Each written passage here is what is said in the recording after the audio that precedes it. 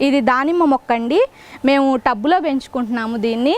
ఊరికనే గింజలు వేసాము, వస్తుందా రాదా అని. అనుకోకుండా పెరిగింది, బాగానే కాయ కూడా వచ్చింది, కాయ పూత వచ్చినాయి. కొంచెం పెద్ద సైజ్ అయిన తర్వాత చూసుకొని వేరే టబ్బులోకి మార్చుకుంటామండి. ప్రస్తుతానికైతే బాగానే ఉంది, కాయ కూడా కొంచెం బాగానే ఎదుగుతోంది. ఇది 2 years అయిందండి ఇది వేసి. ఊరికనే గింజలు వేసేగాలకే వచ్చినాయి.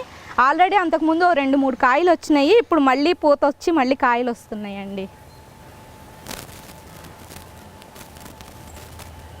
ఇదేమో ఊరికనే ఫ్లవర్స్ అండి. మధ్య మధ్యలో ఇలా ఫ్లవర్స్ చెట్లు ఉంటే బాగుంటుందని చెప్పి ఇలా ఫ్లవర్స్ వేసుకున్నాం మేము అందానికి.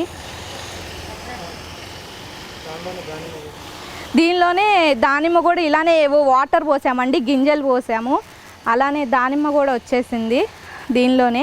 సర్లే ఎందుకులే తీయటం అని చెప్పి ఇలానే ఉంచేసాము, చూసుకొని నిదానంగా మార్చేస్తామండి. అలాగనే ఇది స్వీట్ నారింజ అండి. దీన్ని కూడా సిమెంట్ కుండీలోనే పెంచుతున్నాం మేము. దీనికి కూడా బాగా కాయలు వస్తాయండి. ఇది పెట్టి 5 years అయింది. దీనికి ఎప్పుడు కాయలు బాగా 25 కాయల దాకా వస్తాయి. ఇదిగోండి ఇప్పుడు కూడా పిందెల నుంచి కాయలు వచ్చినాయి, చాలా కాయలే వస్తాయి ఎప్పుడు. కాకపోతే కొంచెం పులుపున్నా కూడా బాగుంటుందండి కాయ. దీనికి ఈ మొక్కకు కూడా ఈ కుండీ సరిపోతుందండి. ఇది మేము కడియం నుంచి తెచ్చుకున్నామండి మొక్క.